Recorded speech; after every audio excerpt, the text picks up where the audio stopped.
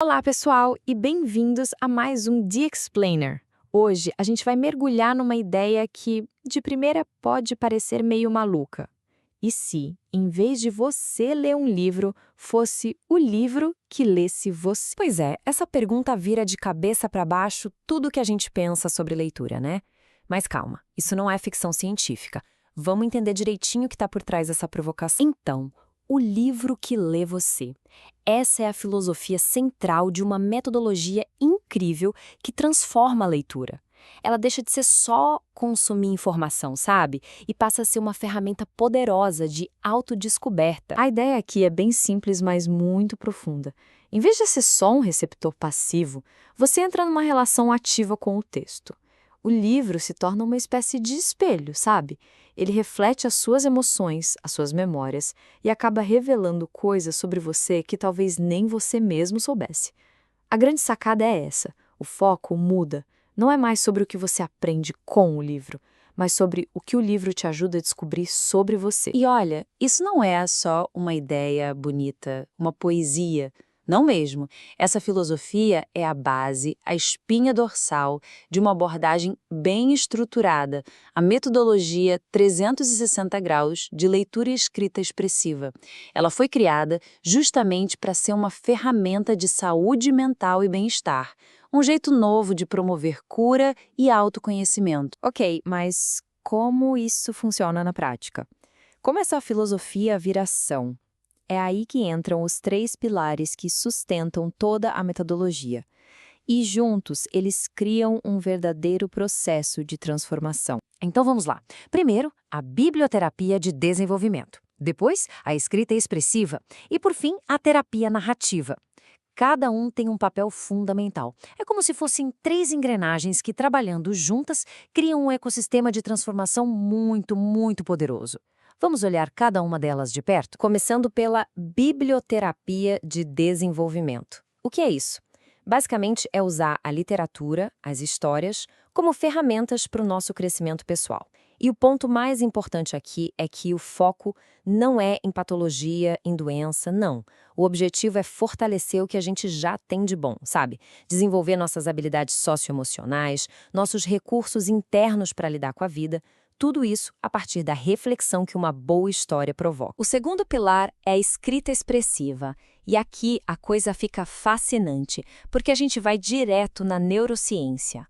Sabe quando você coloca no papel o que está sentindo? Você está literalmente criando uma ponte no seu cérebro.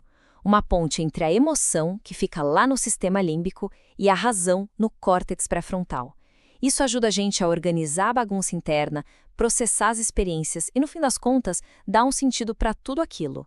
É um processo de cura poderosíssimo. E para fechar, o terceiro pilar, a terapia narrativa.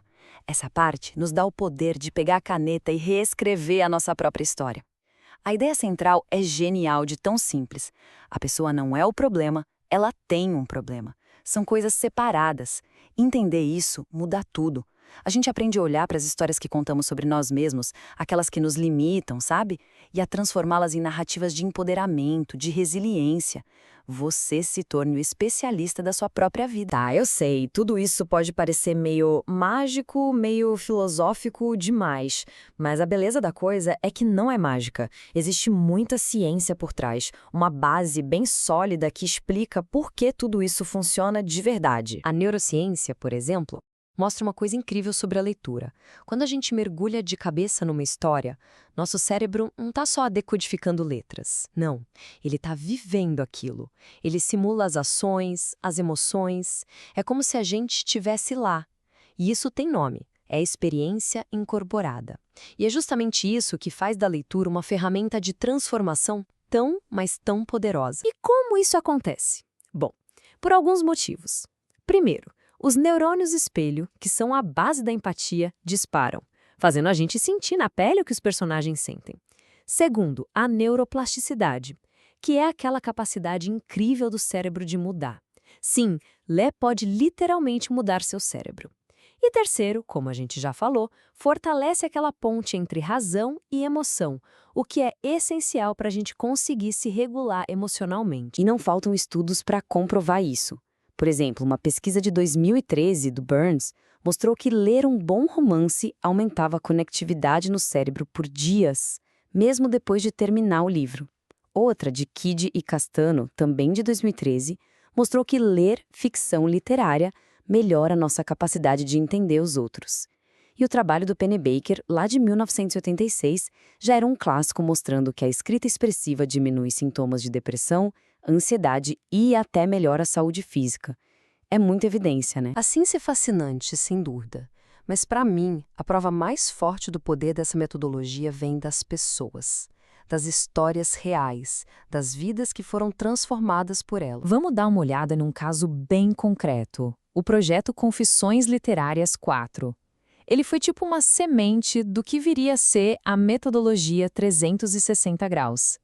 Eles aplicaram essas ideias com jovens de uma escola pública. E o que aconteceu ali foi, uau, profundamente transformador. Olha só esse depoimento do VN. Ele diz que se sentia como se estivesse se reinventando, se reconectando com a parte dele que vibrava pela vida. Ele conta que estava passando por um bloqueio emocional e que o projeto o ajudou a se reencontrar, a recuperar o amor próprio, a conseguir se expressar de novo. É lindo, né? E tem também o da JSR, que é um exemplo perfeito da terapia narrativa em ação. Ela percebeu que não dava para aceitar críticas construtivas de quem nunca construiu nada e que ela precisava ter cuidado com o que ouvia e tomava como verdade. Olha que frase forte. Palavras paralisam. Ela aprendeu a filtrar o que vinha de fora e a focar no que importava para ela. Ela pegou a caneta da própria vida, de verdade. Quando a gente olha para esses depoimentos, a conexão com os pilares fica cristalina. O autoconhecimento, o amor próprio, isso é a biblioterapia agindo. A capacidade de expressar e regular as emoções, pura escrita expressiva. E a autonomia, a resiliência para seguir em frente, é o resultado da terapia narrativa. Os três pilares trabalhando juntos, em perfeita harmonia. Então, no fim das contas, o que essa metodologia faz? Ela nos dá as ferramentas. Ferramentas para deixar de ser só um leitor passivo da vida e passar a ser o autor, o protagonista da nossa própria história. E ao fazer isso, a gente ganha em 3 frentes principais. Ganhamos autonomia emocional para lidar melhor com o que a gente sente, melhoramos nossa conexão com os outros porque a gente fica mais empático e, o mais importante de tudo, a gente constrói resiliência. Aquela força para encarar os baques da vida e sair mais forte do outro lado. E por que isso é tão relevante hoje? Porque a gente está no meio de uma crise de saúde mental sem precedentes. E abordagens como a metodologia 360 graus são uma luz no fim do túnel. É um caminho acessível, humano, eficaz, que não serve só para tratar, mas também para prevenir. É sobre democratizar o cuidado com a nossa saúde mental. Então, para fechar, eu queria deixar essa reflexão com você. Se as histórias têm todo esse poder de curar, de transformar, pensa aí, qual história na sua vida está precisando ser reescrita? Qual é a primeira página da sua nova narrativa que você começa a escrever hoje?